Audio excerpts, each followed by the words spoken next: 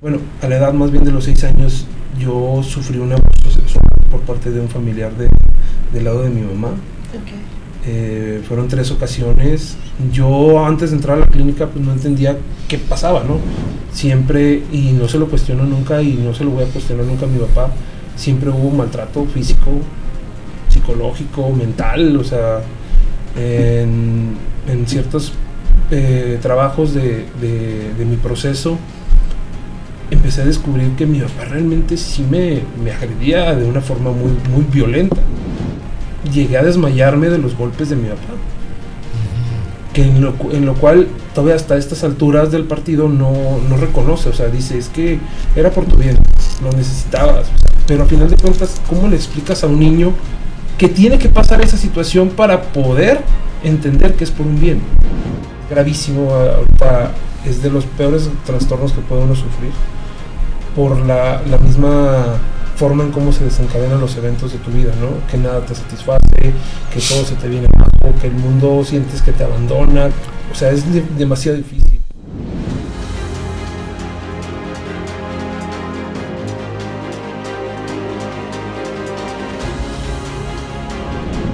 ¿Qué tal? ¿Cómo están? Bienvenidos a un podcast más del Corporativo Nueva Esperanza. Como ya saben, somos 3 clínicas profesionales: Clínica Santuario, Clínica Cuxtal y Clínica La Esperanza. Y el día de hoy, como es costumbre, vamos a tratar un tema importante. Está con nosotros Rubén, está Ángeles, quien es psicóloga de Clínica La Esperanza. Gracias, buen día. Está Jesús, quien es el director clínico de Clínica Santuario. Y está con nosotros Rubén. Así es. Porque Rubén se va incorporando al equipo multidisciplinario de Clínica Santuario. Me da mucho gusto. Muchas gracias. Gracias por estar aquí con nosotros. Y bueno, pues a mí me interesa mucho, Oscar, que nos hables un poquito acerca de lo que han encontrado en ti, en Clínica Santuario. ¿Cómo te diste cuenta? ¿O qué te dio por venir a la clínica? ¿Qué fue lo que pasó en tu vida que tomaste la decisión de dar este paso tan importante, de llegar a Clínica Santuario? Pues bueno, más que nada de tomar la decisión de venir, fue una decisión un tanto inspirada por mí mismo, por esa situación incomprendible de qué me pasa, de ese sentimiento, esos vacíos que se generan a lo largo de la vida, que hasta el momento en el que yo llegué a la clínica se empiezan a manifestar, ¿no? Una vez que yo llego a la clínica empiezo a ver cosas que nunca imaginé, como son heridas de la infancia, como son el por qué algunos comportamientos que yo manifesté a lo largo de mi vida se están dando de esa forma. Yo llego con un antecedente de depresión, a mí nunca o sea, no estaba diagnosticado como tal, más que nada yo ya llevaba terapia afuera, el psicólogo que me estaba atendiendo a mí me dice, ¿sabes qué? Tú manejas una depresión con ansiedad, pues vamos a empezar a tratarla. A mí realmente una estadía afuera con un psicólogo no era para mí una solución, porque me daba cita cada 15 días o cada 3 semanas, o sea, alargar el proceso para una persona que sufre este trastorno, que es gravísimo, ahorita es de los peores trastornos que puede uno sufrir, por la misma forma en cómo se desencadenan los eventos de tu vida, ¿no? Que nada te satisface, que todo se te viene abajo, que el mundo sientes que te abandona, o sea, es demasiado difícil.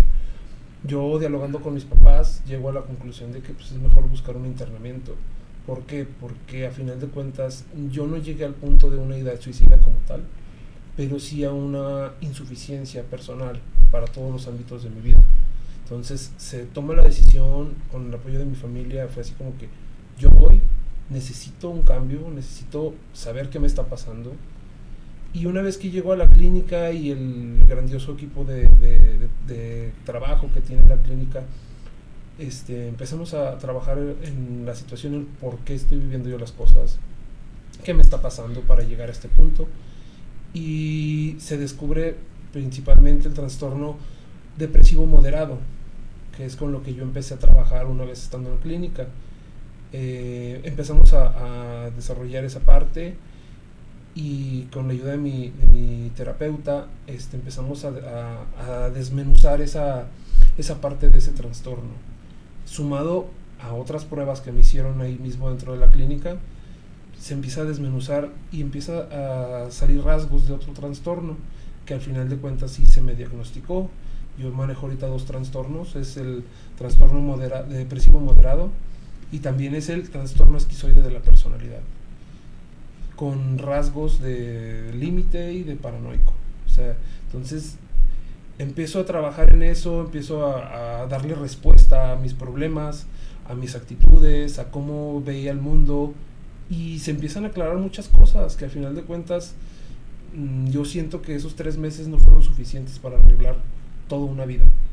¿Por qué? Porque normalmente desde el punto de vista de un paciente, que yo lo fui en su momento, yo decía, ok, voy a estar 3 meses aquí, pero yo no me siento capaz para estar fuera después de esos 3 meses.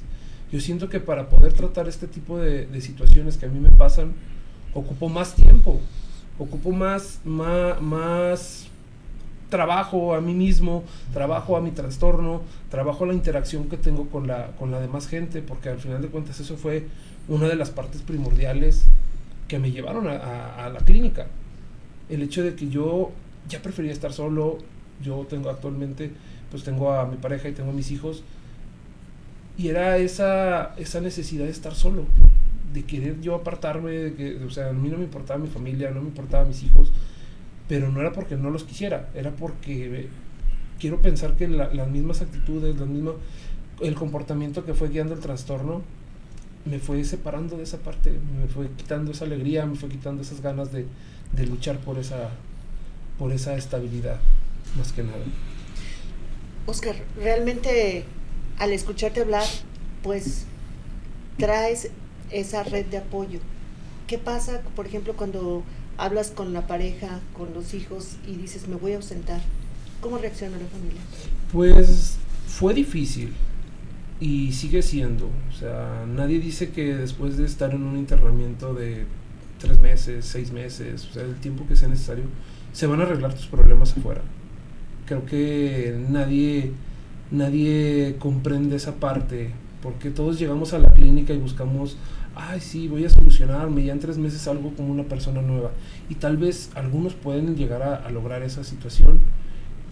En mi caso, creo que nada más le dio la respuesta a lo que yo tanto me preguntaba, me cuestionaba. Fue muy difícil lidiar con mis hijos en ese sentido. De hecho, al principio pues, se les tuvo que decir una pequeña mentira para... ¿Qué edad tienen? Mis hijos tienen actualmente 7 y 9 años.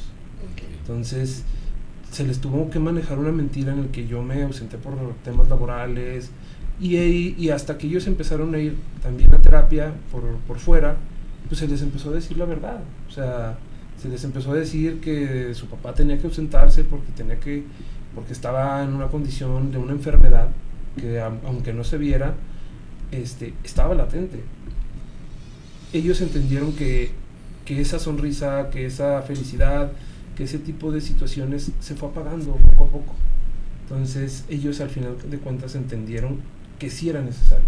¿A qué edad tú empiezas a sentir realmente algo está pasando? Ahora que ves hacia atrás, ¿a qué edad crees que se empezó a dar el cambio? Una vez que llego a clínica y que empezamos a desmenuzar esta parte de mi vida, salieron cosas a la luz que yo no recordaba. Y ahorita te puedo decir que yo siento que mi cambio de actitud, de personalidad, de todo ese tipo de situaciones que interfieren a mi infancia, se da a partir de los 6 años. Yo, después de los 6 años, bueno, a la edad más bien de los 6 años, yo sufrí un abuso sexual por parte de un familiar del lado de mi mamá. Okay. Fueron 3 ocasiones. Yo antes de entrar a la clínica pues no entendía qué pasaba, ¿no? O sea, no recordaba yo esa situación, pero entrando aquí a la clínica y con la guía de los consejeros y del terapeuta, pues empezamos a enfocarnos hacia, oye, ¿por qué tienes estas actitudes? ¿Qué está pasando? ¿Qué pasó antes? ¿Cómo desarrollaste tu infancia? Y eso, y se dieron cuenta de esa situación que al final de cuentas yo nunca había trabajado, que yo nunca había tratado, ni siquiera me acordaba que había pasado, pero ahí pasó. Y ahí fue donde se empezó a desenvolver este hilo de problemas, de actitudes, que al final de cuentas le dio solución y respuesta a muchos de mis problemas de personalidad, que al final de cuentas se fueron desarrollando a partir de ese entonces. Oye, Óscar, y vinculando este incidente a los 6 años, la relación con tus padres, con tu papá o con tu mamá. La relación con mis papás siempre fue una relación muy difícil.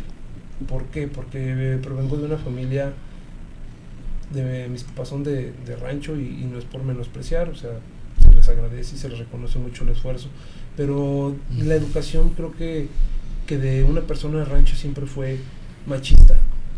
En este caso, mi papá tenía una actitud machista hacia mi persona, pero hacia mis hermanas era muy feminista. O sea, mis hermanas siempre estaban aquí arriba, vanagloriadas y con la forma en cómo se llevaban con él y con el cariño y que mi chiquita y eso. Y el caso mío, y no es con ningún tema de justificación, es más que nada por el tema del trato. O sea, a mí era el que tú eres el hombre de la casa, o sea, siempre te inculcan eso de que tú no debes llorar, tú tienes que salir adelante, tú tienes que trabajar, tú tienes que hacerte responsable de tu casa, de tus hermanas, de tu mamá. Y pues uno se va guiando por ese lado. Siempre, y no se lo cuestiono nunca, y no se lo voy a cuestionar nunca a mi papá, siempre hubo maltrato físico, psicológico, mental, o sea, en ciertos trabajos de mi proceso, empecé a descubrir que mi papá realmente sí me agredía de una forma muy, muy violenta. Uh-huh. Yo en alguna sesión con mi terapeuta y con mis compañeros de mi círculo de recuperación, o sea, yo se los llegué a comentar, o sea, yo llegué a desmayarme de los golpes de mi papá. Uh-huh. Que en lo cual todavía hasta estas alturas del partido no reconoce, o sea, dice, es que era por tu bien, lo necesitabas, o sea, pero a final de cuentas, ¿cómo le explicas a un niño que tiene que pasar esa situación para poder entender que es por un bien? Así es. Entonces, sumado a que mi mamá siempre fue una mujer, pues, no tan afectiva, o sea, no fue tan cariñosa, y yo siento que después de los 6 años que me ocurre este accidente o incidente, por así llamarlo, pues mi comportamiento empezó a cambiar.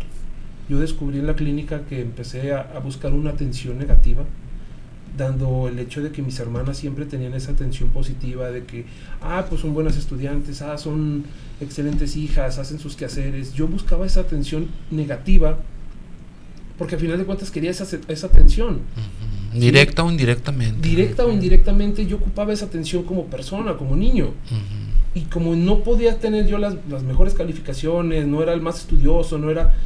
Pues entonces me enfoqué en la parte negativa, que era el desmadre, que era las pintas de la escuela, que era, no sé, agarrar dinero de mis papás y ahí andar comprándole a los amigos, ganando, o sea, buscando esa aprobación en lugares donde no la tenía que conseguir.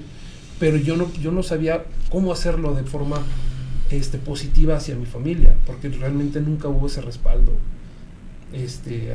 Aquí entendí que no es su culpa, pero se pudo haber hecho mejor. Se pudo buscar esa parte en la que yo me sintiera esa seguridad de poder hablar con ellos, lo cual todavía hasta la fecha no se da, no es un vínculo de comunicación y de confianza asertiva con mis papás, pero empiezo yo a trabajar en mí, digo, no importa, o sea, yo lo único que quiero es, a partir de este momento hacia adelante, ¿qué voy a hacer yo con mis hijos? Porque cuestionarme y reprocharles hacia mis padres lo que pasó, lo que hicieron, lo que dejaron de hacer, pues yo ya no voy a tener ninguna solución. Pero lo que yo haga a partir de que conozco mi trastorno en adelante, esa sí es mi responsabilidad. ¿Por qué? Porque ahí dependen ya mis hijos, ya depende nuevamente la parte de la familia que ya medio trata de entender este trastorno. Uh-huh. Y ahí es mi responsabilidad de cómo lo van a entender y cómo voy a entender yo esa parte afectiva de la Sí, oye, retomando un poquito acerca de la parte de la infancia, pasas a la etapa de la adolescencia, donde ya empieza lo que hablas ahorita, ya donde pues empieza ya a desbocar unas conductas. Sí. ¿Qué tipo de conductas había más presentes en ti que era la forma en la que llamaban la atención de tus papás? Pues creo que siempre se manejaron conductas de rebeldía. Para mis papás siempre fue una persona muy rebelde. O sea, haz esto, no lo quiero hacer. O sea, me escapaba en las noches. En su momento sí me alcoholizaba, llegué a drogarme, llegué a buscar ese tipo de salidas o de válvulas de escape. Uh-huh. Para justificar que yo era el oprimido por mi familia, que yo no, o sea, ese tipo de cosas. Empecé con las relaciones sexuales casuales, que fue lo que mi predominante hasta el momento de ingresar a la clínica. O sea, yo no fui tanto de alcohol y drogas, o sea, llegó un punto en el que a mí lo que me afectó fue el tema emocional. Siempre esas relaciones casuales, esporádicas, que me traían más problemas, que generaban y aumentaban más el vacío que yo sentía. Buscar relaciones a partir de mi carencia, y mi carencia es englobada, afectiva, social, económica, o sea, siempre busqué, y más que nada una de las constantes que siempre fue con personas mayores. Y qué importante es que ahorita esté mencionando esto, Oscar Ángeles, porque si te das cuenta, no solamente una persona que consume drogas o que vive en el casino como ludópata o que tiene, no sé, cualquier tipo de adicción, ¿verdad? Vive bajo un vacío existencial que inconscientemente llena con algo del exterior. Si te das cuenta, ahorita aquí Oscar nos está platicando de un trastorno depresivo moderado, de otro trastorno que ya le encontraron, y rasgos que también ya le encontraron de otros trastornos. Y él, con esto que está viviendo, pues también tiene un vacío existencial, un vacío que estaba llenando buscando amor en otros lados, ¿no? Buscando tener a alguien que lo hiciera sentirse seguro, ¿no? Situaciones que nosotros alcanzamos a comprender, pero muchas personas que nos están viendo, por ejemplo, en este podcast, no lo saben. ¿Y por qué mi hija se comporta así? ¿O por qué mi hijo se comporta así? Y ya hemos hablado con él, ya le pegamos, ya le hicimos esto, ya lo encerramos en la casa y no cambia. Eso que hablas es sumamente importante. Escuchar a Oscar es realmente enriquecedor, justo por lo que dices. O sea, hay tantos puntos que retomar como hablas. La familia realmente viene de esa, no solo cultura, sino esa práctica de crianza donde hay unas expectativas y unas exigencias bastante altas, donde hay esa situación que probablemente para sus papás, como él lo dice, era normal, pero también él habla, los niños tienen que adaptarse, y la verdad es que sí es cierto, es una parte donde el niño sufre mucho porque no tiene esa capacidad para comprender, y lo hablas perfecto. Después él tiene que buscar todo eso que le faltó de alguna otra forma. La más común podría ser las adicciones, pero a veces están presentes, pero no es digamos, como decía Jesús, ¿cuál es tu práctica más contundente? Y no, llega a ser otra cosa donde él lo identifica ahora perfectamente, que eso también, a pesar de que él dice son 3 meses, es poco, creo que hay un gran avance al momento de que él logra decir, ahora entiendo por qué esa búsqueda, personas mayores, o sea, tantos puntos que se pueden ir tocando, buscando justamente eso que necesitaba desde antes. Ese abuso es también una de las situaciones que, bueno, pues cabe aclarar, claro, no todas las personas con depresión sufren de abuso, pero muy probablemente la gente que ha sido abusada y no lo logra trabajar, probablemente sí sufra de depresión. Ahora, no hablamos de un abuso sexual nada más, o sea, no, puede ser otro tipo de abusos emocionales, por los cuales llegas a la depresión, ¿no? Sí, lo habló ahorita Oscar en base al abuso físico. Al abuso físico, sexual, ¿no? Pero digo, en él se presentaban todos, emocional, físico, sexual, y esa comparación también, donde él está viendo, no es que mi papá no tenga ese amor, es que a mí no me lo está dando, ¿okay? Porque lo ve reflejado en las hermanas, donde ellas sí tienen esa parte de consentidas, y él otra parte. Eso también es dolorosísimo para los hijos, ¿no? Ese ver, a veces es duro cuando lo vives, pero dices, así era mi papá, era con todos. Pero esta parte donde él puede ver la diferencia, sí hay situaciones que tendríamos que ver, que se van gestando desde la niñez y que aparentemente no son graves en el hogar que la están haciendo, y llegan a tener una huella que por supuesto sí marca y que tienes que identificar después de que lo trabajas.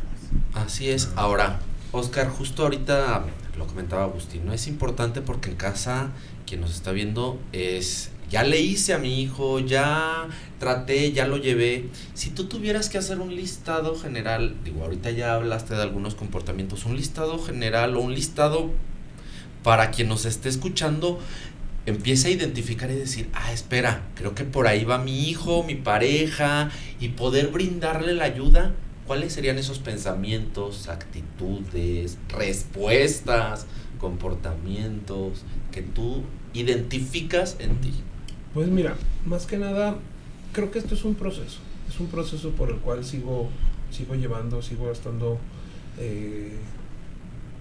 consciente y siendo responsable sobre mis actitudes a partir de que ya conozco el trastorno, sin evitar, o sea, llegando a no justificarlas.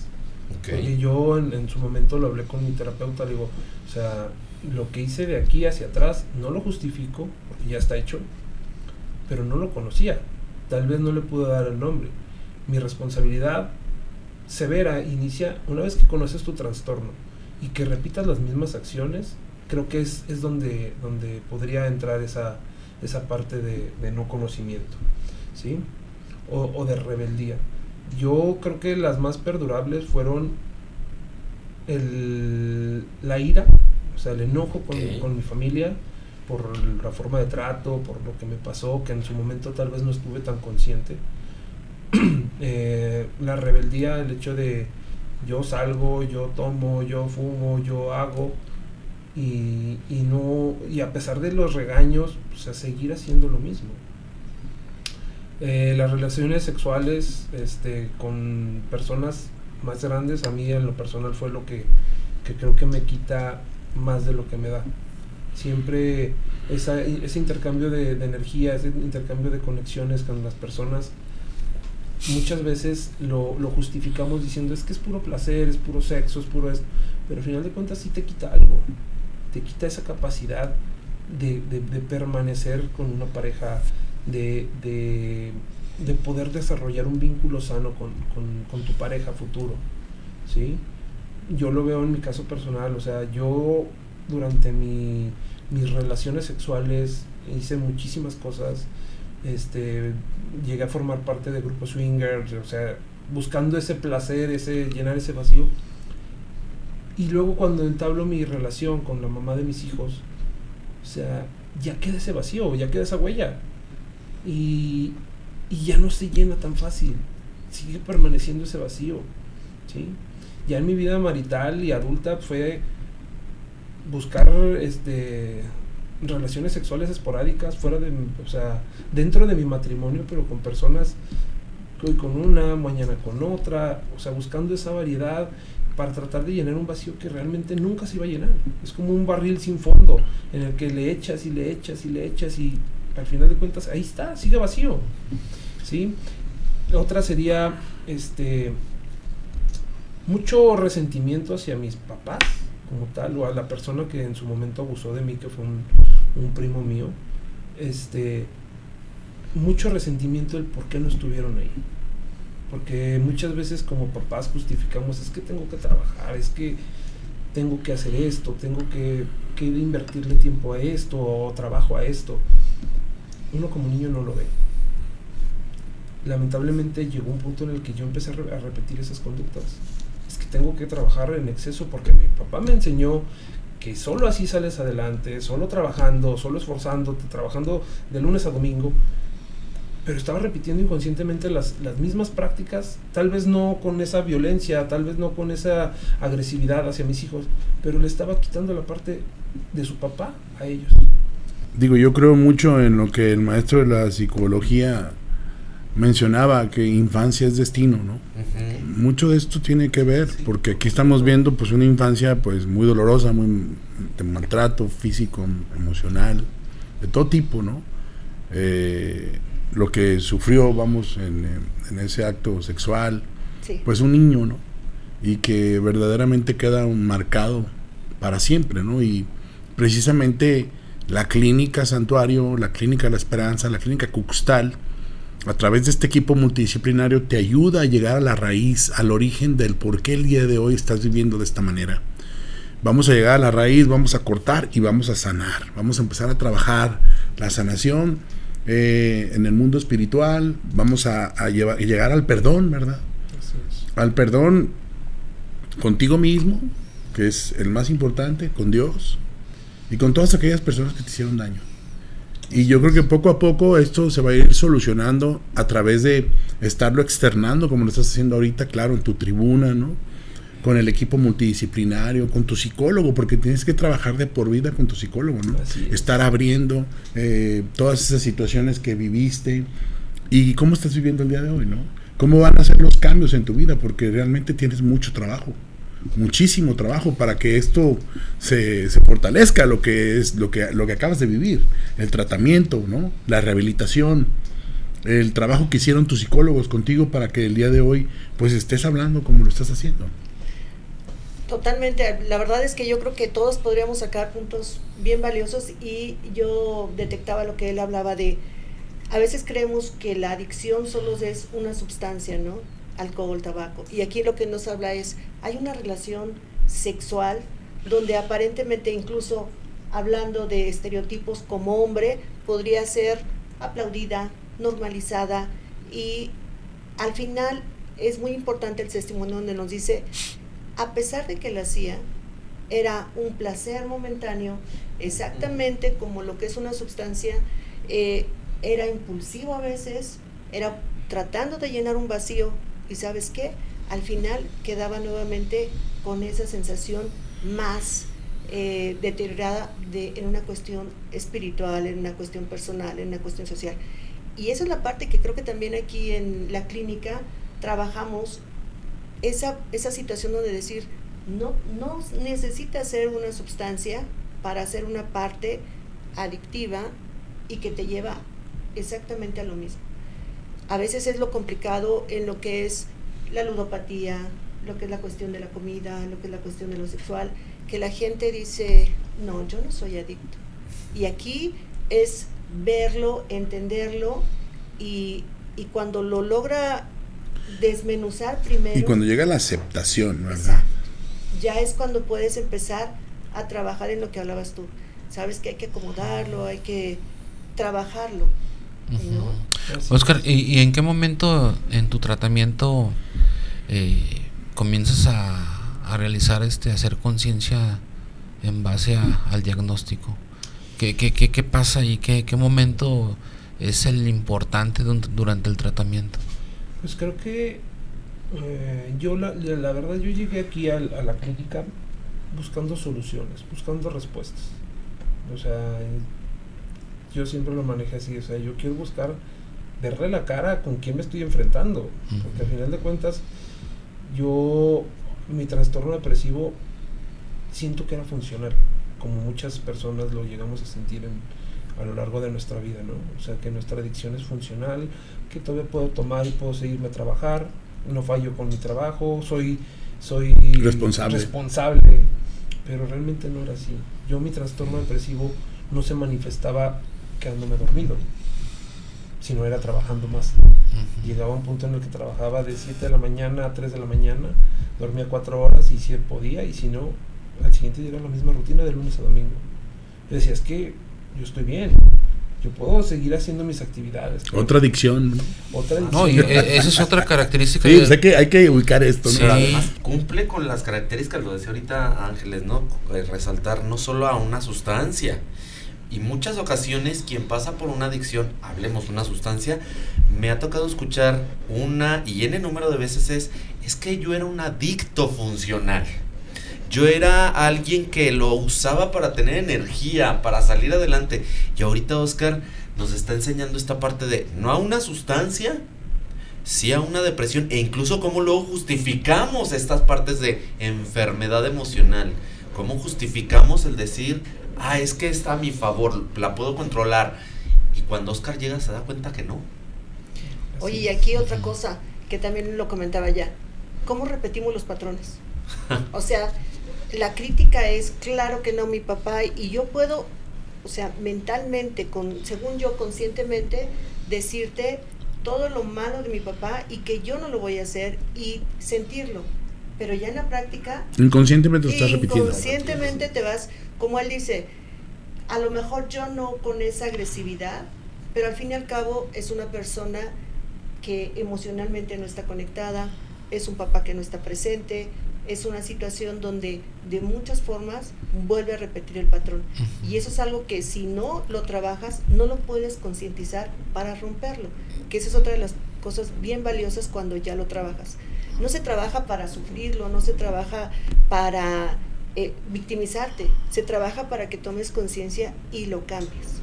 Ahorita, retomando la pregunta, Oscar, Sí. ¿en qué momentos cuando haces conciencia dentro del tratamiento? Cuando hay ese clic, ¿verdad? Ese que clic, cuando que se hay alcanza ese- a ver en el paciente, Sí. donde está entendiendo realmente y está encontrando su enfermedad y la está conociendo así como que palpablemente, ¿no? Cuando más que nada me empiezo a dar cuenta de lo que realmente soy. O sea, yo Pero ¿en qué fase de tu tratamiento? ¿Primero, segundo mes? O algún trabajo. en el segundo mes. Creo que una vez que desarrollo depresión, el trabajo de depresión, empiezo a darle sentido. Pero una vez que me entregan el trastorno de esquizoide de la personalidad, es como si conectara los cables y dijeras, ah, caray, aquí estoy escrito por una persona que no me conoce, por una persona que hizo un estudio para diferentes personas, pero al final de cuentas dices mi nombre por todos lados. O sea, en esas características fallaban 2, 3 cosas que realmente, consultándolo con mi terapeuta, fue así como que, es que si tienes 4 o 5 reactivos de estos, o sea, ya lo tienes, nada más cambia a diferentes personas.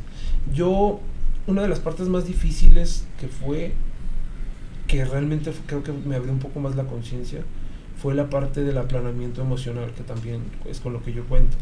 O sea, yo al darme cuenta de cómo mis emociones eran planas, pero planas en un sentido diferente, porque las emociones de depresión eran sumamente fuertes o moderadas, por así decirlo, pero las emociones hacia arriba, que es la alegría, que es el enojo, que es ese tipo de emociones que normalmente el cuerpo las toma como incentivo, como energía, no le estaban.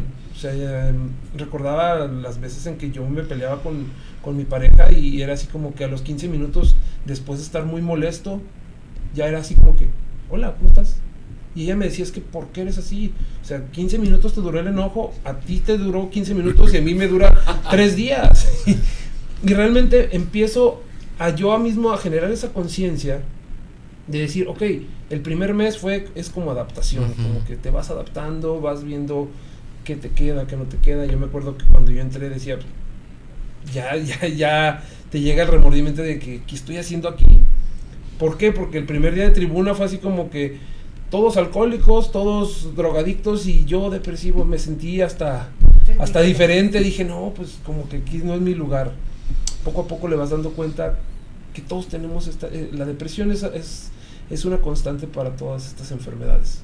¿Por qué? Porque todos estamos tratando de justificar nuestras acciones, nuestras tristezas. Pues estoy triste, me voy a tomar una botella. Estoy triste, me voy a drogar para sentirme feliz.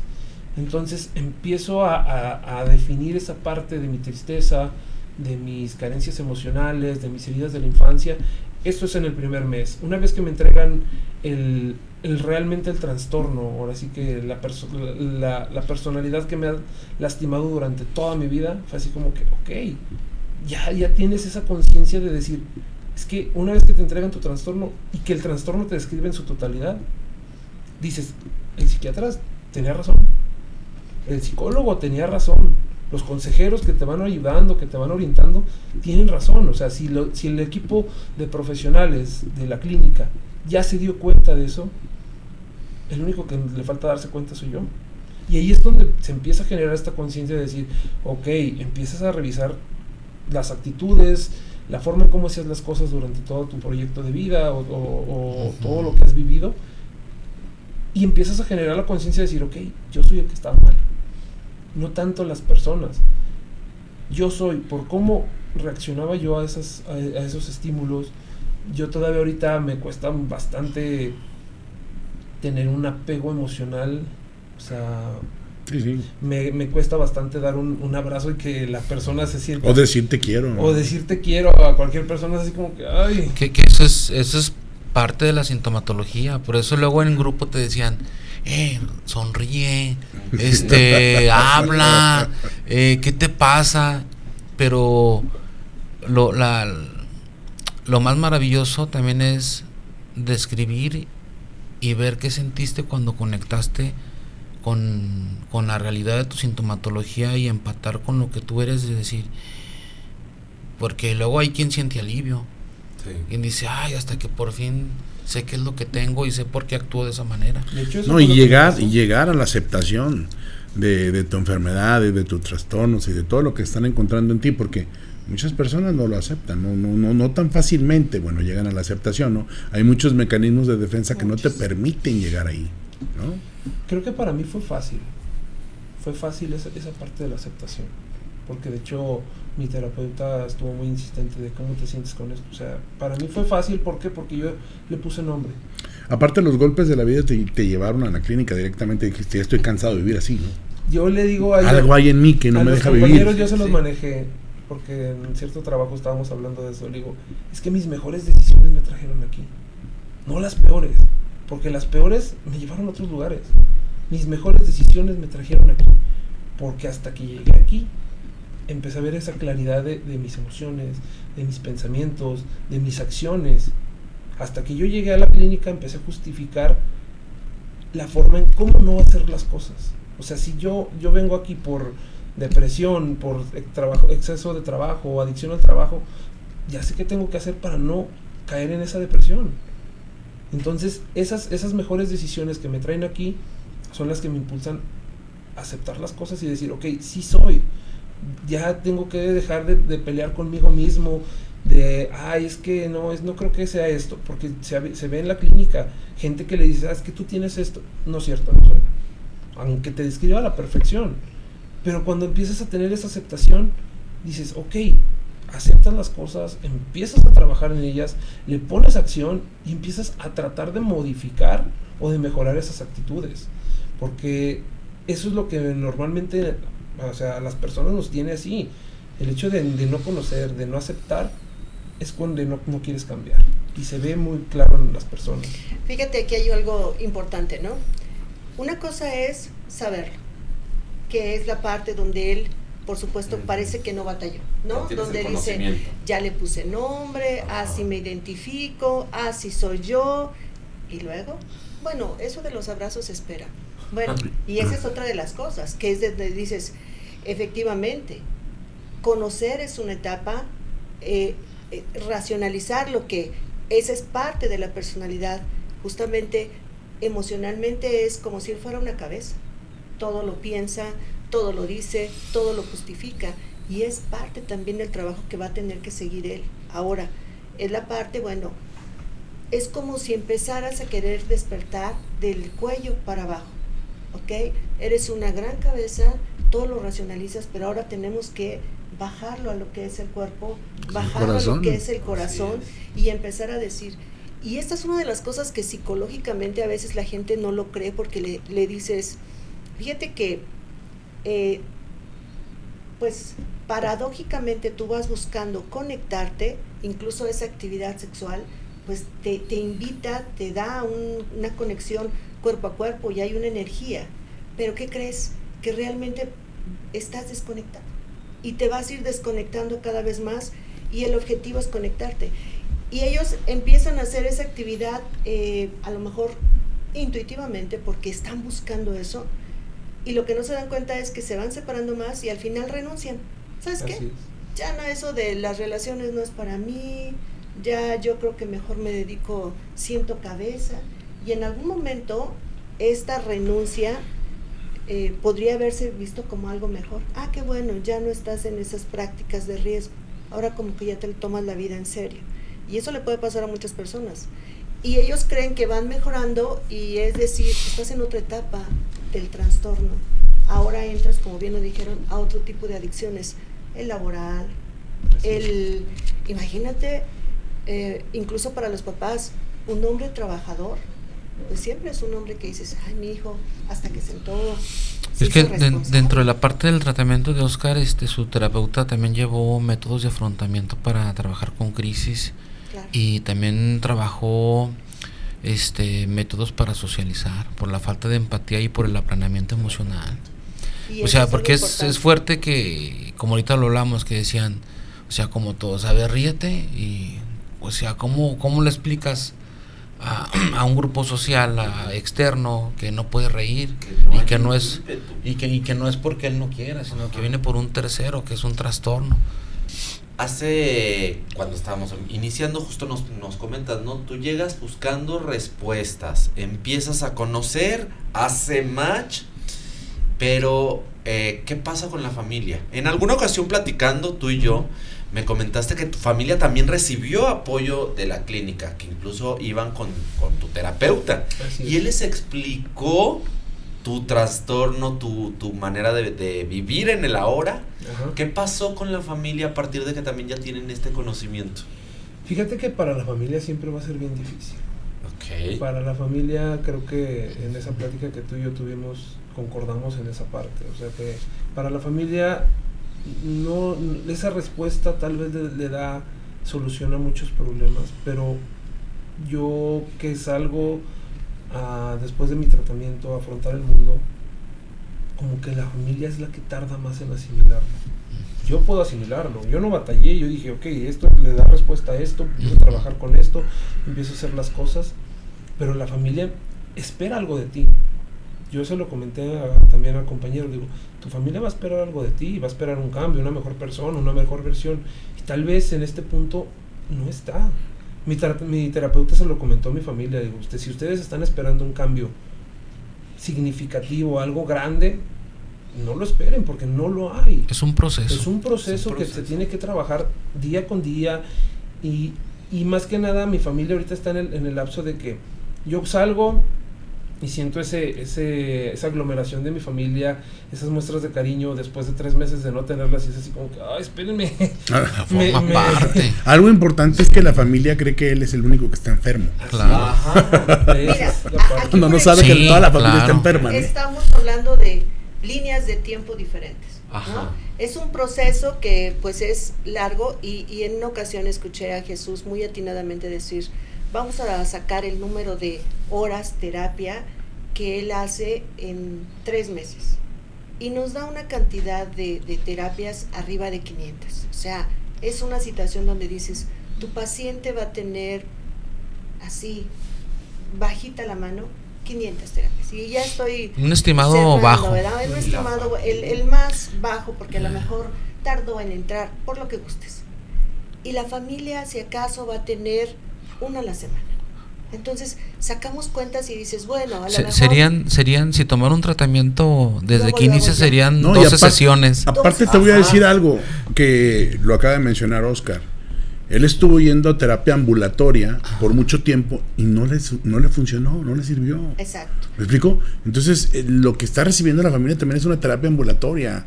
Sale de ahí y sigue en el mismo sistema de vida, ¿no? Y No está encontrándose con ellos mismos y no se están encontrando con su verdadera enfermedad. Le puedes hablar de codependencia y dicen, pues, ¿qué es eso, no? Realmente no lo comprendo, no lo estoy haciendo mío. no, y imagínate que él, estando de clínica, estando a hablar, estar en un grupo, él decía, no, sí, a lo mejor, imagínate, estás afuera haciendo la vida del día a día, vas a una hora y te dicen, fíjate que a lo mejor tú también, y así como que igual y le prestas atención en ese momento, sales y ya te enrolaste otra vez con la vida y luego vuelves no, yo creo que no. Y empieza una situación donde también creo que a los pacientes hay que hablarles y decirles, empatía también es ver que la familia no lleva un proceso como tú y que probablemente ellos tienen una exigencia, una expectativa y sobre todo, como lo dice, ver el núcleo familiar, de dónde viene la cultura y esta cuestión. Ahora, imagínate ya la edad de los papás de Oscar es diferente. Entonces, vamos viendo ya todo lo que son esas características para decir, el sistema familiar probablemente se mueva muy poquito o no se mueva. Y a veces, aunque tengan todo el amor y la disposición, no va a haber el trabajo.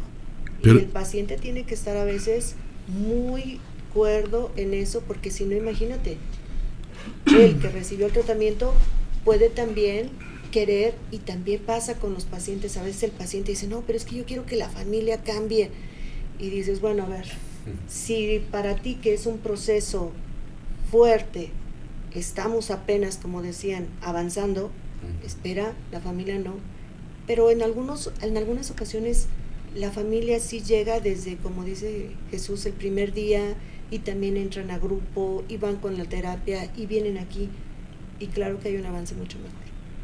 No, sí. Y en este caso, bueno, yo les comento a los chavos que están en el proceso clínico, les digo, pues que tienen ustedes mucha suerte porque verdaderamente su esposa es codependiente. Y hayan hecho lo que hayan hecho, ahí va a estar esperándolos. ¿No? Y no estar enfermas, digo, hay que buscar ahí algo, ¿no?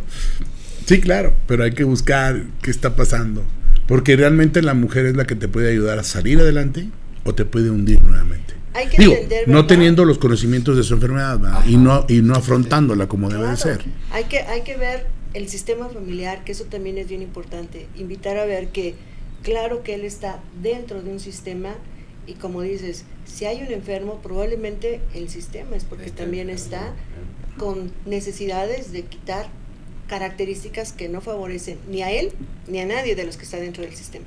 Así es. Pues de hecho yo cuando, o sea, en el proceso de mi tratamiento, yo sí me di cuenta de eso, o sea, de que la familia normalmente muchas veces hace que el paciente recaiga.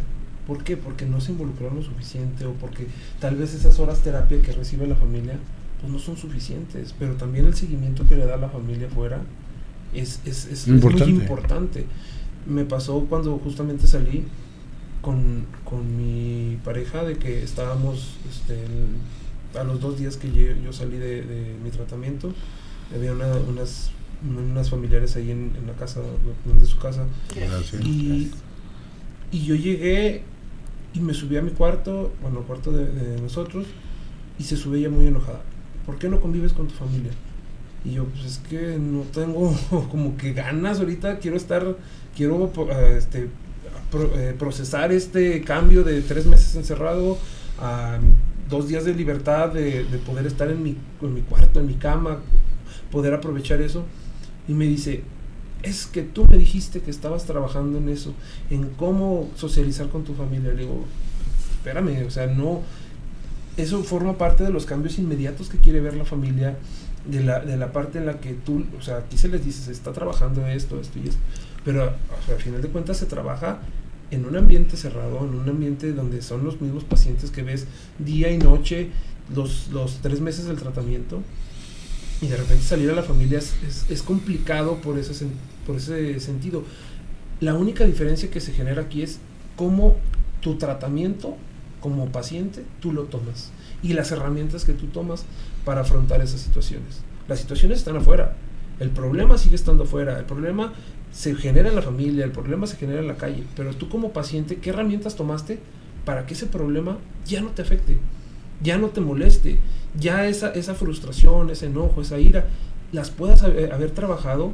Y eso es algo que tal vez la familia no ve, pero tú como paciente lo ves y empiezas a trabajar sobre ello, empiezas a buscarle las estrategias para que ya ella entienda, o la familia entienda cómo son las cosas, cómo es la nueva normalidad, y en base a eso ya generar un ambiente más tranquilo de estadía.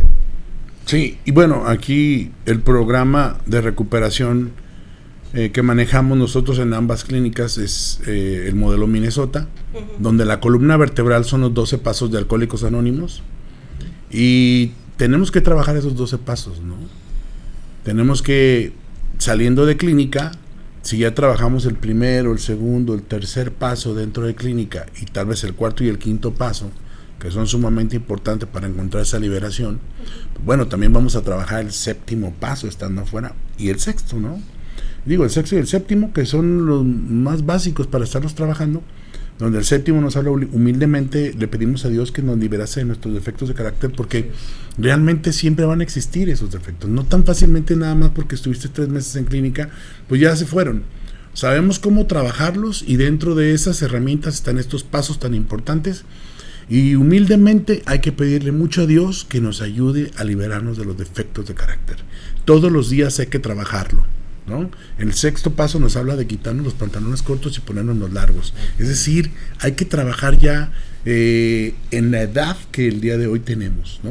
Siendo unas personas serias, responsables, productivas y sobre todo, sí, atender a la familia en todos los departamentos y a los que llegan de visita y hacer todos esos pasos, dar esos pasos tan importantes que tenemos que dar, que es lo normal en la sociedad, en la comunidad.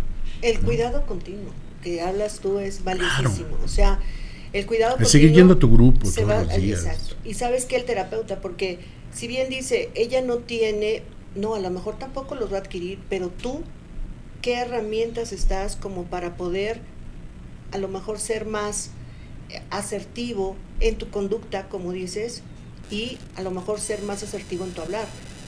Comprender, fíjate que yo creo que la empatía es una de las situaciones que son valiosísimas y que es lo más, a lo mejor que se pierde mucho, y que los programas terapéuticos, el programa de 12 pasos es lo que te invita, la responsabilización y la empatía hacia el otro. O sea, responsabilízate de tu acción y sé empático, que efectivamente ellos esperan mínimo un buenas tardes, ¿cómo están? 2 momentos, ay, con permiso, pero tenemos que hacerlo a lo mejor igual que se le hace el programa de autismo, racionalmente, aunque no lo sientas, aunque no lo quieras. Bueno, pues a lo mejor no te vas a quedar ahí a convivir toda la noche y tertulia después de la comida, pero sí esos 5 minutitos, disculparte y irte. Y son de los pequeños pasos donde dices, tenemos que trabajarlo en 2 niveles, lo conductual y un nivel más profundo, ¿no? Entonces lo conductual es, tus acciones sí tienen que a lo mejor ser más pensadas, como tú dices, somos sociales, tenemos... Y en el otro, lo cognitivo. Profundo, totalmente, lo profundo, lo emocional, ese va a tardar más. A lo mejor por eso se habla de que la terapia cognitivo-conductual pues es la más... la eficaz por el tiempo, ¿no? Por el tiempo, porque luego ves inmediatamente. La otra es más profunda, lleva más tiempo, pero hay que llevar las dos a la par, pues para ir realmente rehabilitándote, no nada más soportando. Que esa es la parte, cuando no llevas esa terapia profunda, pues nada más que soportas, medio aparentas, hasta que dices, esto no es lo mío, ya me voy. Aparte a la mujer nunca le vas a ganar, hermano, o sea, realmente mejor, ¿ah? Sí. Detecta, admite y corrige. ¿Sabes que mi amor tienes razón? Déjame bajo, voy a convivir con la familia, porque si le empiezas a hablar de tu proceso, ya no te va a entender porque ella no lo vivió, no sabe realmente ni qué viviste. No, a mí tu proceso no me importa, a mí me importa que vengas y convivas. No, y ¿sabes cómo? Más que nada que empiezan como que deja de terapiarme a mí. Exacto, no, sí, es que ya ser uno como terapeuta de la clínica también. Justo ya nos platicaste de toda esta parte en cuestión de psicología, cómo conociste tu enfermedad, y hablaba ahorita Agustín, ¿no? Del programa de 12 pasos, específicamente enfocado a 12 pasos. ¿Cómo lo trabajaste? ¿Qué aprendiste? Ahí, ¿en qué? Pues mira, referente a los 12 pasos, yo lo empecé a trabajar como al mes. O sea, si los escuchaba, si los decía, bueno, órale. Empiezas que con la oración de la serenidad, o sea, cuando no perteneces a este programa, empiezas a decir, ok, lo dicen todos, pues lo repito, ¿no? Pero poco a poco lo vas trabajando. Yo en mi caso, siempre sentí que tuve un detalle con Dios, como que Dios no estaba tan presente. Quiero pensar que por las vivencias de mi infancia, ¿no? Que pues en ese momento pues le habla uno a Dios esperando que Dios baje y te quite ese problema de encima, y nunca estuvo, pues entonces dije, entonces dejo de hacerlo, ¿no? Una vez que yo llego aquí a clínica y que conozco la parte bondadosa del servicio, empiezo a trabajar esa parte de los 12 pasos. Una vez que genero mi experiencia espiritual, que hago mi inventario minucioso, que lo comparto con una persona que en este caso es mi padrino, empiezo a trabajar esa parte, y ahí es donde digo, ok, esto me está dando a mí.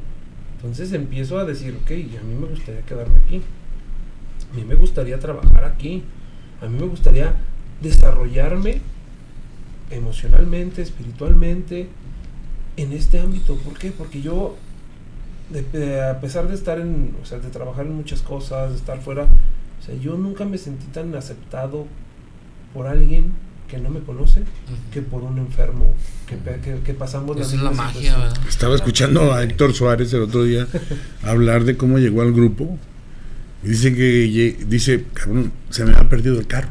Ajá. ¿Sí es que? Buenísimo. Entonces yo iba caminando y de repente vi un grupo de alcohólicos anónimos y me metí porque yo ya andaba todo crudo, ansioso, y me subí a la tribuna. Le dije, soy un alcohólico anónimo. Ya, o sea, pues, ¿cómo? Pero ¿por qué me subí a la tribuna? Porque cuando yo llegué ahí me dieron un aplauso todos. Dice, fue el aplauso. El mejor aplauso. El mejor aplauso que he recibido en toda mi Sí. vida. ¿Sabes cómo? Pero en realidad, pues me sentí acogido, me sentí feliz porque pues, por primera vez aceptaron a un alcohólico, a un adicto como yo. Ajá. Entonces creo que desde ese aplauso que te brinda el grupo, la confianza que te están dando, la apertura que te dan para que tú te quedes ahí los 3 meses que te ofrecen al principio para que lo vivas y conozcas los pasos, ¿no? Así es. Admitimos que somos impotentes ante el alcohol o ante mi trastorno o ante cualquier situación que estás viviendo y que mi vida se había vuelto ingobernable, porque en realidad es ingobernable. Así es. Desde ahí dices, eso tienen toda la razón. Yo soy impotente ante esta sustancia y mi vida se ha vuelto totalmente ingobernable. El segundo paso me dice, llegamos a creer que un poder superior puede devolvernos el sano juicio.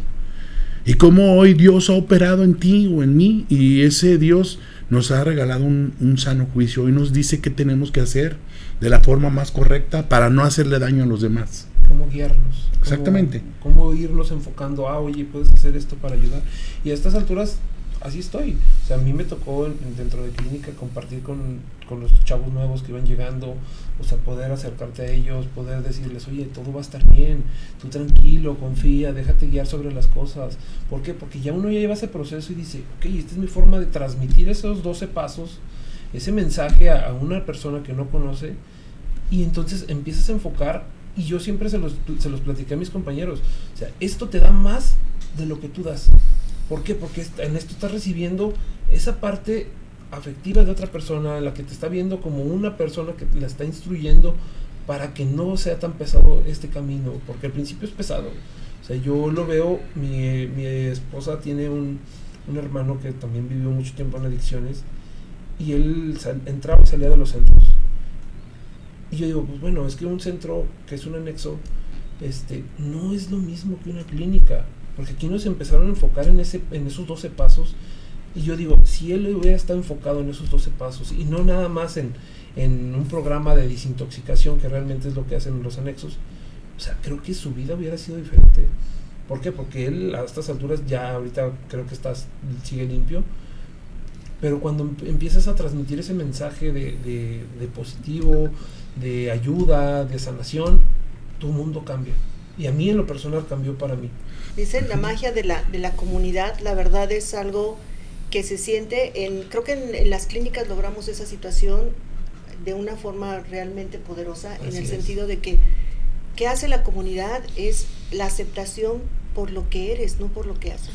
¿Okay? Lo que decían es ser aceptado como eres en este momento, no para que te quedes así, es para que realmente te derrotes, empieces a sentir que no eres el único y que hay una esperanza y que hay avance. Y hay una evolución. Lo que decías, nosotros trabajamos el programa Minnesota, que justamente es integral, no se queda solo en ven y aquí te guardamos, es mientras estás aquí, pues hay vas a conocer una Biblia que te va a ayudar a vivir de una forma completamente diferente.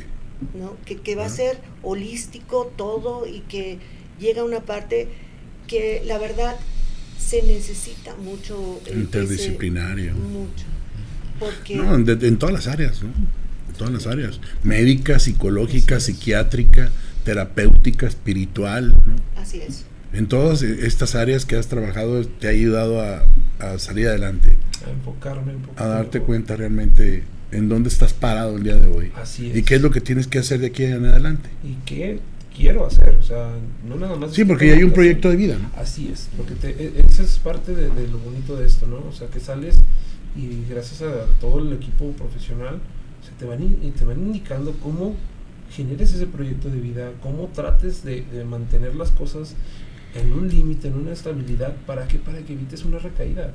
porque sí es muy importante, o sea, seguir tus consejos, porque la clínica te brinda consejos, qué hacer después de salir, y cómo el hecho de seguir esa pequeña lista de consejos, como esos 12 pasos, te ayudan a que ya no recaigas, a que mínimo ahí vayas aguantando las batallas, que te apegues a tu grupo, que tu grupo y que tu círculo de recuperación o esa red de apoyo que tú manejas aquí te siga alentando a ser mejor, a no caer, a no tropezarte, a poder flaquear de repente, pero levantarte con ganas y seguir adelante. Claro.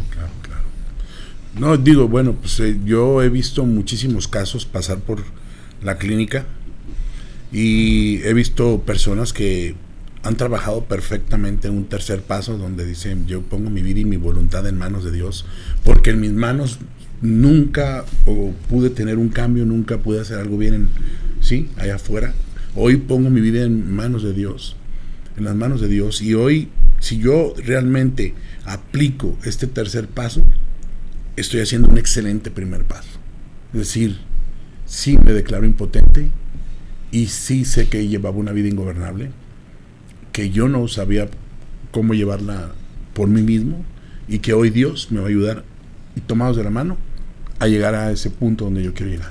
Y fíjate, algo bien importante, que realmente a veces se pierde mucho cuando empiezan a oír de Dios, dicen, ay no, esto es la iglesia, esto es religión, y nada más alejado de eso, nada más alejado de decir, no es dogmático, esto es algo realmente espiritual, es algo profundo. Es más, aquí no hablamos de una religión como tal, sino es realmente una conexión con un ser, con un poder superior, que es superior y que realmente te devuelve esa situación que no importa a veces el trastorno o la adicción que traes, es una característica, la pierdes, como dice él, lo primero con lo que me enojé, con Dios, a lo primero que renuncio, a Dios. Y realmente no, a veces ni siquiera dices, eres muy niño, no hay esa religiosidad, sino hay esa fe, esa esperanza, la que realmente a veces es lo que cae en esa depresión donde dices, no hay solución. Y eso es lo triste, que vamos viendo, y el pensamiento que decía Rubén, ¿qué pensabas? Yo creo que una de las cosas que se ve mucho es, la gente cree que no hay otra forma de vivir, que eso va a ser para siempre, y que realmente la persona dice, yo no voy a poder, así que cae en un abismo, como dice él, que ese sí se siente profundo y doloroso. Así es. Y es la única emoción que realmente reportan día tras día, oscuro, sin esperanza, y cada vez más y más decepcionante. Así es que es triste mirar en retrospectiva cómo era tu vida, ¿no? Pero es mejor darle ese enfoque, ¿no? ¿Cómo la vas a sacar? Ok, ya tienes el problema, ya lo identificaste. Yo supe que desde los 6 años yo ya no le tenía la fe en Dios, y a pesar de estar en escuelas católicas y en colegios y en eso, o sea, yo dije, pues ¿por qué? Si Dios no me ayudó en ese momento, ¿por qué quieren inculcarme algo? Una vez que llegas a este proceso, al menos en mi caso, llegué al proceso, empecé a buscar esa parte de hacer las paces con ese ser, y empiezas a trabajar con las personas que a pesar de todo vienen con un dolor, que vienen con un problema, que vienen con una adicción. O sea, te empieza a recobrar y a recompensar más. ¿Por qué? Porque es la forma en cómo tú brindas esos 12 pasos, y lo que te regresa esa satisfacción de que estás haciendo algo bien por alguien. O sea, creo que tanto en mi caso personal como en los casos de los psicólogos, de los terapeutas, de todo el equipo, o sea, es esa parte en la que el paciente le dice, me estoy mejorando, y esto es gracias a ti. Y uno le dice, esto es gracias al de arriba, al que te está ayudando a que enfoques todo lo que estás haciendo. La oportunidad que te está dando. Así es. ¿No? Hace un momento decías, le estaba transmitiendo. Y eso lo dice la literatura, ¿no? Por ahí, hace muchísimos años, pues cuando se fundó Alcohólicos Anónimos, en los primeros años que se fundó, Bill W. y el Dr. Bob ahí andaban en Nueva York y en varias partes de por allá haciendo congresos de Alcohólicos Anónimos. Y en uno de esos congresos estaba Bill W. hablando acerca de su recuperación en tribuna, y hablaba de lo que estaba viviendo y todo esto, y había un señor que levantaba la mano allá al fondo, y levantaba la mano, y levantaba la mano. Y entonces decía, pues es que pues, tú estás en tribuna, pues no te pueden interrumpir. Pero el Bill W le dijo, a ver, ven. Y ya se arrimó y le dijo, a ver, ¿qué me quieres decir? No, mira, yo te quiero decir que gracias al programa de Alcohólicos Anónimos, de estar viviendo en mi grupo todos los días, creo que era en Akron, Ohio, decía, yo he recuperado a mi familia, el día de hoy ya tengo trabajo, estoy aportando en mi casa, estamos viviendo de una forma completamente diferente. ¿Qué debo de hacer para agradecer todo lo que estoy viviendo el día de hoy por todas estas mieles que estoy encontrando en esta recuperación? Y Bill W lo único que le dijo fue, transmítelo.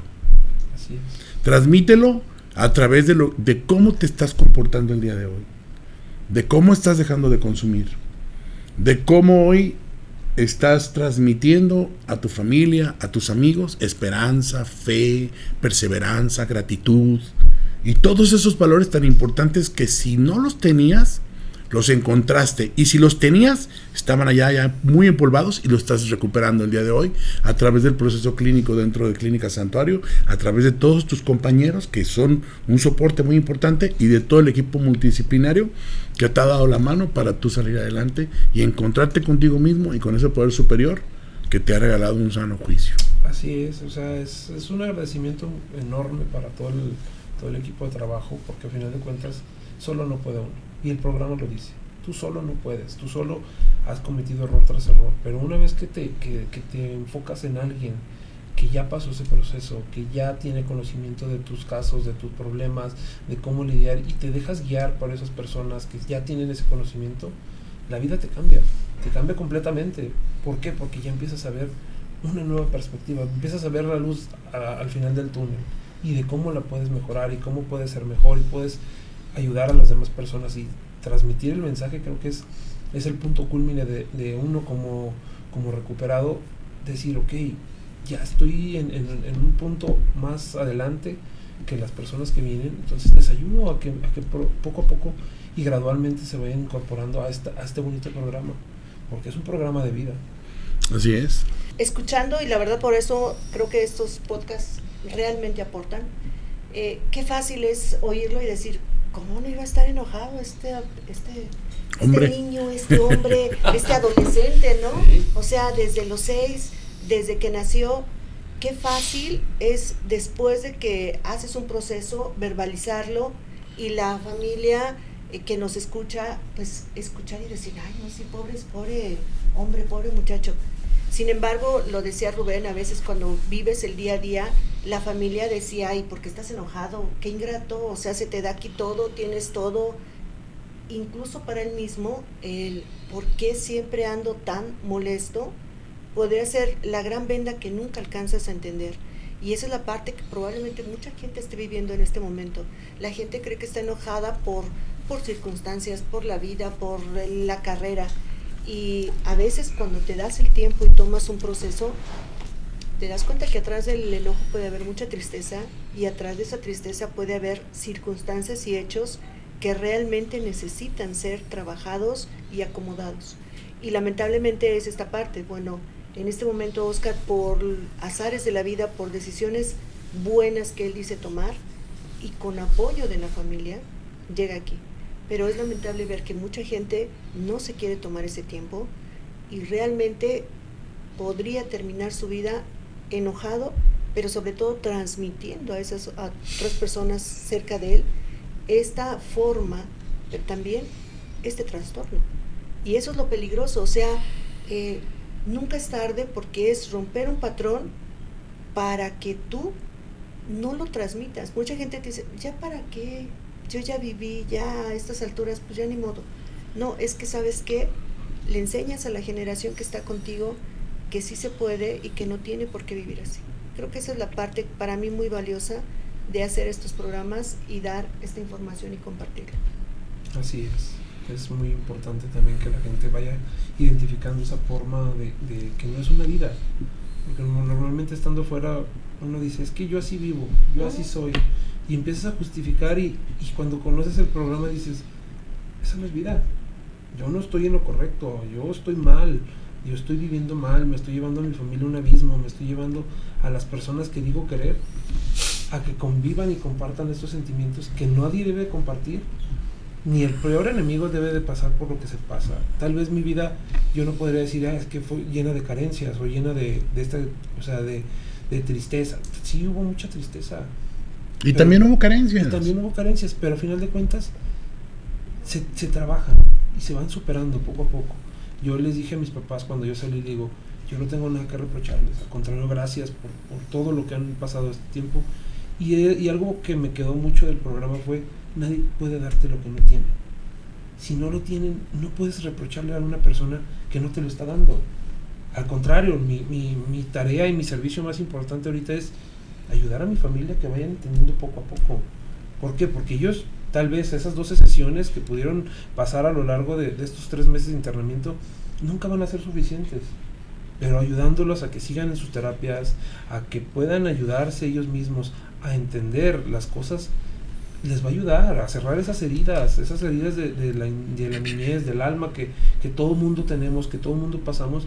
Si yo como persona que ya pase por un proceso, que ya las identifique, le puedo ayudar a mi pareja, a mis papás, a mis hermanos, a tratar de identificar y a ayudarles en su proceso de sanación, entonces creo que las cosas las estoy haciendo bien. E incluso las que tú ya les hiciste, porque la verdad es que con una situación como la diagnosticada por Oscar, o para Oscar, claro que tú también vas a formar heridas y en tus hijos. Entonces dices, bueno, también eso es algo de marcar. También ayuda el que él se rehabilite a los hijos, ¿no? Que probablemente ellos también ya en este momento estén teniendo esa situación emocional en sus vidas. Entonces, ir realmente en este proceso es a veces para generaciones que en este momento no pueden hacer o tomar decisiones como las tuyas. Así es. No, pues me toca luego convivir con Oscar en el día a día, charlar mucho con él. Oscar, de manera directa, felicidades. Gracias. Porque Oscar que nos platicaba que luego no interactuaba, que tenía estas reservas para acercarse con los demás, me toca verlo el día a día como está con los compañeros al pendiente, siempre ofreciendo ayudar, siempre dispuesto a transmitir lo que se le dio en la clínica. Ahorita Oscar lo decía, nadie da lo que no se tiene. También ahí tomo esta frase para las familias, ¿no? Me ha tocado luego familias que dicen, es que ¿qué hago? ¿Dónde lo llevo? ¿Quién lo puede ayudar? Pues bueno, la clínica es una excelente opción para ayudar a quien esté pasando por una adicción o un trastorno, alguna enfermedad emocional, porque luego en casa no somos expertos. Sí, y no sabemos identificar qué es lo que tiene mi familiar, ¿no? Lo veo triste, no quiere salir del cuarto, no quiere ir a trabajar, no se está bañando, ¿verdad? O simplemente se sale en las noches, no regresa, porque está consumiendo tal vez cristal, metanfetamina, u opioides, o marihuana, o cocaína, cualquier tipo de sustancias, y no logramos identificar qué es lo que está pasando. Y muchas veces ni siquiera quieren darse cuenta. He conocido muchísimas familias que incluso hasta la mamá va y compra la droga para que el niño no se salga. No, yo te la compro. O vamos directamente al punto, yo me bajo y aquí tú me esperas. Es que a veces creo que es más fácil, ¿no crees? Sí es importante decir a la familia, sí va a ser una situación donde se tiene que trabajar, sí va a ser una situación donde probablemente al inicio sea muy incómodo por muchas situaciones, pero créeme, después de eso puede haber una diferencia muy grande que ni la misma familia puede creer que exista. Y es mejor cruzar esa incomodidad o ese dolor a vivir y quedarte en ese dolor donde pues cada vez se va haciendo más grande, aunque la familia no lo crea, eso puede ir más, o sea, en incremento, por supuesto, peor cada vez. Sí, yo creo que yo les digo a las familias cuando me llaman para pedirme pues un consejo, ¿no? Uh-huh. Yo digo, si tú tienes la oportunidad, llévalo a la recuperación, sí, porque te vas a dar cuenta va a vivir un cambio maravilloso, te vas a dar cuenta de que sí se puede, que estando en casa, viviendo esa depresión, esa angustia, esa soledad, esa incertidumbre, no por arte de magia en un momento dado se va a parar y van a cambiar las cosas. Necesita ayuda. Necesita mucha ayuda profesional. Necesita de un psiquiatra que identifique qué es lo que tiene primero y después que un equipo multidisciplinario, los psicólogos, puedan hacer pruebas si son necesarias, una batería de pruebas, si es necesario hacer pues, cualquier tipo de estudio, tal vez una tomografía para revisar bien cómo está su cerebro, lo que sea, ¿no? Ultrasonidos cuando vemos que el hígado está mal. O sea, llegar bien, o sea, hacer un buen análisis de cómo se encuentra la persona. Lo que sí hacemos de entrada es hacer estudios clínicos para ver cómo está su sangre, ¿no? ¿Qué hay ahí? Si hay colesterol, triglicéridos, ácido úrico. Porque muchas veces esto, cuando está arriba, no les permite trabajar bien en clínica. Tenemos que ponernos bien en todos los aspectos. Si el azúcar está alta, hay que ponerla bien. Para eso tenemos una nutrióloga, para darle una buena alimentación, ponerlo en un buen nivel, en donde él ya pueda ser más perceptivo y receptivo ante la información que le vamos a brindar en todo el proceso clínico. Y todos esos estudios que nosotros encontramos diferentes situaciones, ¿no?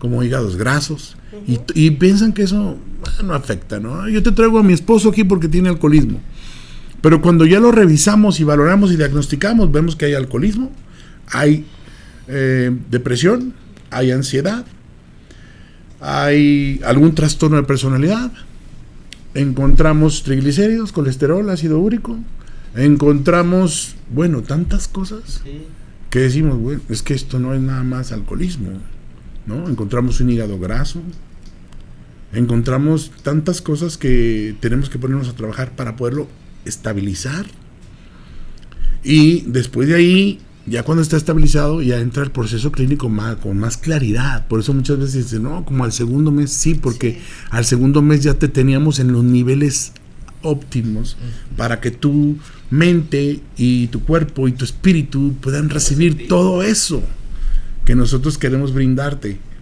Y entonces este trabajo, si es necesario, de la tomografía, del ultrasonido, de más estudios para conocer más cómo se encuentra el hígado, pues lo tenemos que hacer, ¿no? Y fíjate, cuando hablas de médico, pues como que la familia es receptiva.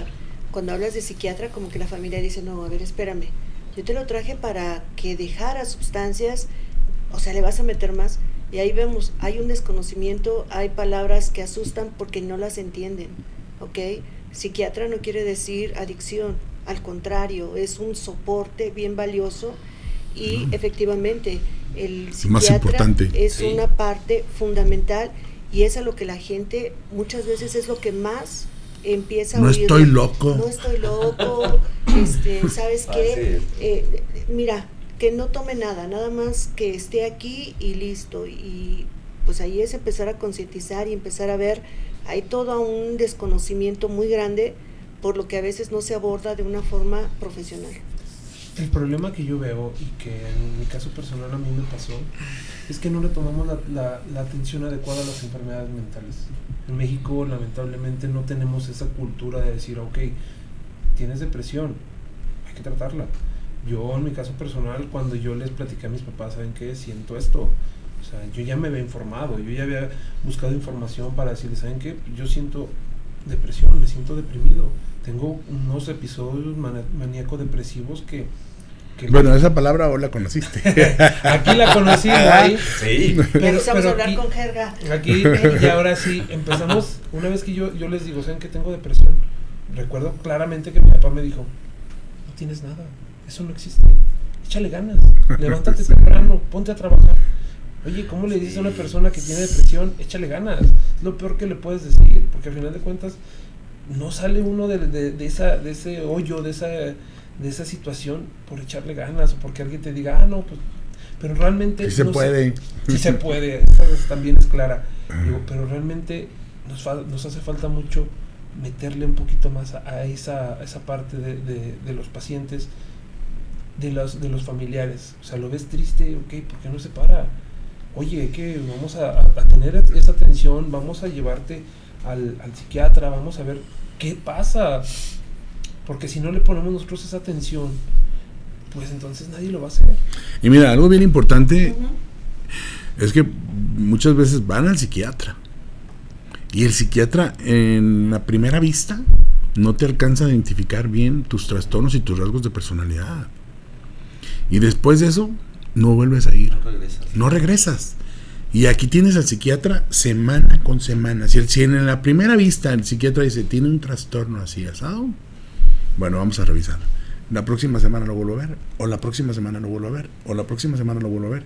Y yo ya voy sacando ahí rasgos, otro trastorno, ¿me explico? Y empieza a hacer un diagnóstico más preciso.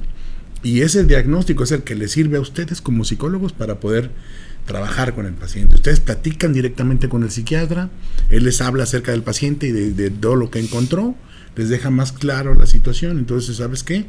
Vas a trabajarlo tú, porque tú tienes como más rapport con las personas que tienen esquizofrenia, o con las personas que tienen bipolaridad, o con un rasgo depresivo, ¿no? Entonces Jesús ya sabrá si Eric, ¿verdad?, podría ser el indicado, o cualesquiera de los psicólogos que se encuentran trabajando dentro del proceso clínico, porque ya sabe quién maneja mejor cualquier tipo de trastorno, ¿no? Como los límites de la personalidad, ¿no? Que tenemos un psicólogo que tiene mucho rapport por ahí, ¿no? Que es Eric, ¿no? Y eso, fíjate, a veces te dicen, ¿los laboratorios son necesarios? Y dices, sí son necesarios. No saben cuánto, ¿no? Porque físicamente se ve bien, tu paciente físicamente se ve bien, no es algo que tú vas a notar, y a veces es increíble, pero la persona, claro que por fuera no dirías está enferma. Sí, el semblante y todo, pero como dices, a la semana podría tener otro semblante, pero internamente es otra situación muy diferente. Y luego, lo que hablaba, mentalmente, no, bueno, eso todavía no tenemos esa conciencia, y dices, eso de la depresión, incluso hay una conciencia, no estás deprimido, estás distraído, y dices, bueno, pues el psiquiatra no concuerda con esa opinión, y a lo mejor para una nostalgia, una tristeza leve, podría ser el caso, pero ya cuando hablamos de una situación que merece o amerita un trastorno, ya no son palabras de aliento lo que necesita. Es que es muy importante todos los aspectos, y muchas veces los aminoramos y decimos, bueno, ya estoy bien de salud, no me pasa nada, puedo seguir. Y no, muchas veces también necesitamos esa sanación personal, esa sanación interna, ese contacto contigo mismo y con Dios. O sea, como tú lo concibas, siempre va a ser importante. ¿Por qué? Porque muchos tal vez pasamos por las mismas situaciones, pero no tuvimos los mismos problemas. Y esa respuesta y buscarle esa solución a esos problemas, creo que es lo que la clínica te ayuda a decir, ¿sabes qué? Separas lo que realmente te molesta, lo que realmente te generó un trastorno, una adicción, una situación de problema, y empiezas a trabajar sobre ello, y empiezas a buscarle la forma y la solución, tanto tú como tu familia. Creo que una de las partes muy buenas de la clínica es que también tengan ustedes esa apertura hacia las familias, que las puedan orientar, que les puedan decir, ¿saben qué? Una vez a la semana vamos a darles informes, vamos a darles evaluación, pero también les vamos a dar terapia. ¿Para qué? Para que mismos ustedes vayan buscando la forma de buscar un psicólogo, de buscar hablar de sus problemas. Aquí se habla muy generalmente, pero le abres la conciencia tal vez a las familias para poder buscar esa ayuda donde realmente la ocupan. Y eso creo que es algo que les aplaudo muchísimo a la clínica. Es mi primer proceso, no espero tener otro más, pero con realmente me dejó... Unas semanas de reforzamiento, ¿no? Sí, tal vez un mes, 2 meses, o qué tal, pues ya quedamos aquí a buscar una permanencia de trabajo, de poder seguir. Porque yo al momento de buscar una permanencia de trabajo es para trabajar en mí, mediante el grupo, mediante los procesos de apoyo, mediante esa espiritualidad. Entonces creo que me da más a mí como persona. Eso que dices es muy cierto, no es lo mismo tomar un proceso por una recaída otra vez a la misma acción o actitud, a tomar un proceso para reforzar justamente no caer en esa otra vez esa actitud. Entonces, Claro, pueden venir muchísimas otras cosas, como lo platicas en tu historia. Puede venir incluso una profesionalización que, pues, por fortuna la tomaste, porque nunca sabes a quién vas a beneficiar. Y en este caso, en el caso muy particular tuyo, creo que beneficias a muchas otras generaciones que ni siquiera son de tu familia, y eso es la cosa que también se te agradece, al menos en mí lo reconozco. Esa hambre que tú tuviste cuando entendiste que esto era un problema, esa hambre era tuya aparentemente, pero al final logras hacer de eso una situación que ayuda a muchas otras familias, a familias que ni siquiera vemos o generaciones que ni siquiera existen. O sea, ¿tú te imaginas que ibas a estar estudiando ese diplomado con esa hambre para ayudar a los hijos de Óscar? Jamás, jamás. Y bendito Dios, probablemente sean a otros niños que ni siquiera están ahorita, pero que a través del paciente que tenemos en clínica realmente puede llegar ese beneficio. Así que por supuesto que la gente que ahorita está en una situación que muy poca gente daría algo por esa persona, rehabilitada y con esa inquietud y con esa hambre, por supuesto que no solo podría ser buena y productiva para ella misma, sino para muchas otras personas que ni siquiera podrías realmente dimensionar. Sí, no, muchas gracias. La verdad es que tienes toda la razón. Nunca pensé en lo que podía venir, ¿no? En que realmente pudiésemos ayudar a tantas personas como lo hemos hecho hasta ahora, después de 20 años de estar en un proceso de recuperación. Pero pues la verdad sí muy contento porque pues hoy veo muchas familias felices y contentas después de haber vivido su esposo o su esposa en un tratamiento, sus hijos, y se vuelven a encontrar y llevan una vida en plenitud, ¿no? Como lo dice nuestra literatura, y eso pues me da muchísima satisfacción, ¿no? De poder dejar algo aquí en la vida, ¿no? Una huella, como dicen por ahí. Y pues aquí lo vemos, mira, con este muchacho que está echándole ganas y que está empezando un proceso de recuperación, y que en algún momento me dijo mi padrino, ¿sabes qué? Ese padrino que tuve en clínica y en mi proceso de cuarto y de quinto paso me dijo, ¿sabes qué? Bueno, pues no eres culpable, porque vivías en una inconsciencia muy grande. Entonces todos esos daños que causaste, pues no hay culpa desde ahorita. Dios te lo acaba de quitar, la culpa, porque vivías en una inconsciencia muy grande y no sabías realmente lo que estabas haciendo. Pero de hoy en adelante, aguas, compadre, porque ya tienes conciencia, y entonces sí, ya va a marcar la diferencia el daño que tú causes. Es tu responsabilidad. Es tu responsabilidad. Entonces, todas las personas que vivimos en un proceso de recuperación sabemos que no somos culpables de lo que pasó en ese pasado, pero desde que entraste hasta la recuperación para acá, sí eres responsable. Y entonces tienes que ir caminando paso a paso y haciendo las cosas lo mejor posible, pues encomendándote a ese poder superior. Así como dicen, no puedes hacer las mismas cosas esperando cambios diferentes. O sea, si ya estás en este proceso, si ya pasaste este proceso, ahora sí, la responsabilidad es tuya. Y tienes que trabajar y tienes que atorarle a las consecuencias. Porque yo en un libro leí, en la naturaleza no hay cosas buenas ni malas, solo consecuencias, negativas o positivas. Entonces, si ya tienes ese conocimiento, si ya tienes esa conciencia, enfócate en lo bueno, porque lo malo ya no lo puedes justificar. Así es. ¿Con qué nos vamos, Jesús? Pues yo agradeciéndote, Óscar, la verdad, ver un proceso con muchos frutos de cuando ingresas a clínica. Me tocó estar en tu proceso junto con tu terapeuta y ver esta evolución, todos los cambios, el cambio de estilo de vida que estás fomentando ahorita, el poder identificar los factores de riesgo, tu red de apoyo, son cosas como muy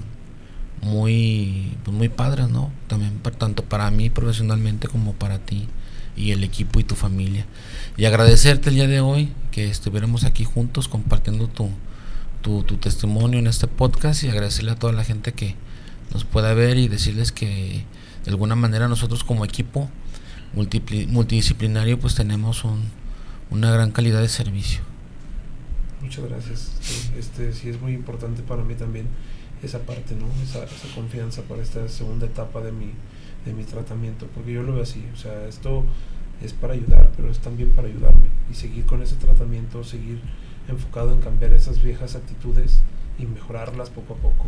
O sea, creo que esto, o sea, mi tratamiento no hubiera sido el mismo tal vez si ustedes como personas o como equipo de trabajo no hubiera estado ahí.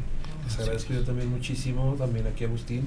O sea, ¿por qué? Porque tienes una clínica muy buena, tienes un proceso muy bueno de ayudar y esas ganas de seguir adelante, de seguir apoyando a las familias, de seguir buscando esas estrategias para mejorar, hablan mucho y muy bien de ti. Gracias. Oscar, pues bueno, felicitaciones. Gracias. Y agradecimientos porque a través de que tú nos compartes tu historia, muchas personas pueden empezar a identificar su enfermedad. Y en este caso, bueno, ya estás tú con nosotros, les das la oportunidad de que empiecen a conocerse a través de ti, porque luego vivimos en el desconocimiento, ¿no? Así es. Entonces, muchas gracias por eso. Te reitero, luego ya lo platicamos, lo vuelvo a comentar ahorita, lo reitero. Clínica Santuario, que es donde naciste en sobriedad. Así es. Donde nació este nuevo Oscar, es tu casa. Muchas gracias. Cuando necesites, ahí estamos. Sabes que la mano siempre está ahí abierta para ti. Muchas gracias. Igual que para todos, creo que aquí hay muy buena aceptación para todas esas personas que necesitamos, después de salir de un proceso, que todavía necesitamos un poquito de refuerzo, un poquito de ayuda para poder entender cómo es el mundo afuera, porque siempre lo vamos a ocupar. Eso me queda clarísimo. O sea, siempre vamos a ocupar una red de apoyo, un psiquiatra, un psicólogo, y yo creo que aquí tienen toda la disponibilidad para poder llevar ese tipo de procesos a cabo, de poder sacarnos y poder ayudarnos a evitar esa recaída, esa dolorosa recaída. Muchas gracias también, Rubén. Pues yo uniéndome, por supuesto, al reconocimiento y al agradecimiento. A ti por dar este espacio realmente que es para mí muy valioso, a mis compañeros porque pues realmente el trabajo es día a día y contar con compañeros con profesionalismo siempre se agradece. Oscar, y a ti pues por la valentía, porque efectivamente aunque es un proceso, creo que hablar abiertamente de cosas tan dolorosas pues nunca es fácil, pero realmente sí ayuda, como decían, y ayuda a muchas otras personas que lamentablemente están en este momento por una situación igual y esperando que pues a través de ti vengan personas justamente a salir de esa situación muy dolorosa. Se puede y aquí estamos al servicio. Yo le doy las gracias a parte del equipo multidisciplinario, Jesús, Rubén, Ángeles, felicidades. Gracias. Felicidades. Yo sé y conozco de su gran espíritu de servicio porque han estado aquí ya por muchos años y sé todo lo que han entregado a todas estas personas que necesitan ayuda y sé que es una clínica profesional porque ustedes se han profesionalizado muchísimo durante mucho tiempo, han trabajado y se siguen capacitando, ¿verdad? Porque las capacitaciones aquí están constantemente y pues yo me voy con esta frase que dice que el que no sirve para servir, el que no vive para servir no sirve para vivir, ¿verdad? Así es. Felicidades y pues qué bueno que vas por ese camino. Ojalá y te encuentres por ahí y podamos contar ahí con tu apoyo, ¿verdad? Así es. Claro que sí. Un trabajo en consejería. De buena voluntad. Y no, pues yo me voy también diciéndole a las personas que nos están sintonizando en este podcast que Corporativo Nueva Esperanza, Clínica Cuxtal, Clínica Santuario, Clínica La Esperanza, estamos listos para recibir a ese familiar que el día de hoy está sufriendo cualquier tipo de adicción o cualquier trastorno de personalidad. Aquí estás conociendo aparte del equipo, estás viendo y escuchando un testimonio que prácticamente acaba de salir de su proceso de recuperación y que sabes que te está hablando de un proceso que vivió con un equipo completamente profesional, con un equipo multidisciplinario que le ayudó en todos los departamentos de su vida a sanar, a recuperarse y a emprender una nueva vida. Entonces, como dicen por ahí, ¿no? Para muestra un botón. Aquí estamos listos para ayudarte a ti o a cualquier familiar que esté viviendo cualquier situación de este tipo. Nos vemos pronto. Gracias.